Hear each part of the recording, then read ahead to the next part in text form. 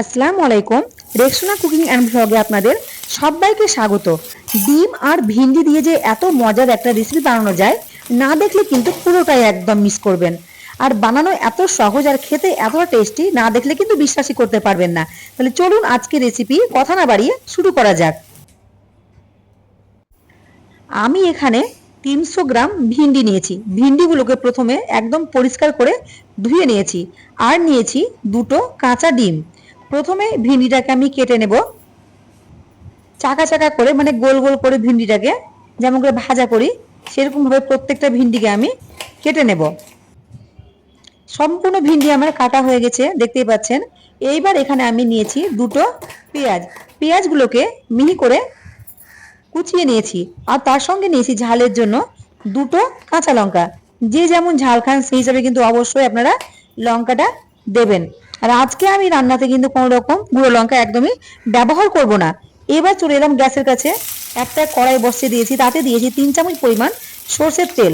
এইবার সে কেটে রাখা পেঁয়াজটা দিয়ে দিলাম। পেঁয়াজটাকে আমি ব্রাউন করে ভেজে নেব, বেরেস্তা করে নেব। দেখুন ব্রাউন করে ভাজা হয়ে গেছে। এইবার দিয়ে দিলাম সে কেটে রাখা ভিন্ডিগুলো। আর বন্ধুরা, কে কোথা থেকে দেখছেন ভিডিওটি অবশ্যই কিন্তু আপনারা কমেন্ট করবেন, আর ভিডিওটি একটা লাইক দিয়ে দেখতে শুরু করবেন। এইবার এই ভিন্ডিটাতে নাড়াচাড়া করে দিয়ে দিলাম স্বাদ মতো লবণ। তারপর দিয়ে দিব হাফ চামচ মতো হলুদের গুঁড়ো। তারপরে হাফ চামচ দিয়ে দিলাম ধনের গুঁড়ো। সবগুলোকে ভালোভাবে মিশিয়ে নিব। দিয়ে এটাকে ঢাকা দিয়ে একদম লো ফ্লেমে 5 মিনিটের জন্য রেখে দেব। 5 মিনিটের মধ্যেই কিন্তু একদম ভিন্ডিটা কিন্তু সেদ্ধ হয়ে যাবে। আর এখানে যে আমি দুটো ডিম নিয়েছিলাম, সেই ডিমগুলোকে আমি একটা বাটির মধ্যে ভেঙে নিয়ে নিলাম। তারপরে দিয়ে দেবো এখানে ডিমের মধ্যে একটু করে লবণ দিয়ে ভালোভাবে চামচ দিয়ে ডিমটাকে আমি ফেটিয়ে নিব। রেসিপিটি ভীষণ ইন্টারেস্টিং হতে চলেছে, অবশ্যই বন্ধুরা না টেনে সম্পূর্ণ কিন্তু দেখুন, ভীষণই ভালো লাগবে দেখতে। তাহলে দেখুন ডিমটা ফেটানো হয়ে গেছে। এবার আমি একটা ফ্রাই প্যান বসিয়ে দিয়েছি, হাতে দিয়েছি 1 চামচ পরিমাণ সাদা তেল। দিয়েছি ডিমের মিশ্রণটা আমি দিয়ে দিলাম। দিয়ে এখানে আমি একটা ডিমের, মানে সেই দুটো ডিমের ভুজিয়া করে নেব।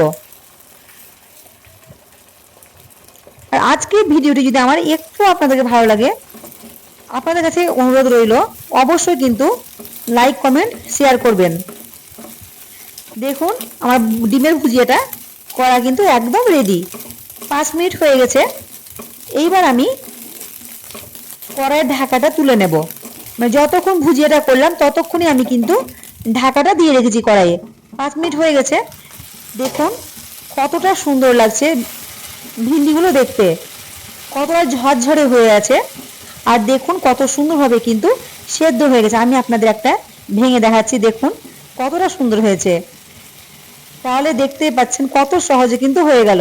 তারপর সব শেষে আমি এখানে দিয়ে দিলাম ঘরের তৈরি হাফ চামচ মিক্স মশলা। তারপরে এখানে আমি অ্যাড করে দেব সেই ভেজে রাখা ডিমের ভুজিয়া। সবগুলোকে ভুজিয়াগুলোকে আমি ভিন্ডির মধ্যে দিয়ে দিলাম।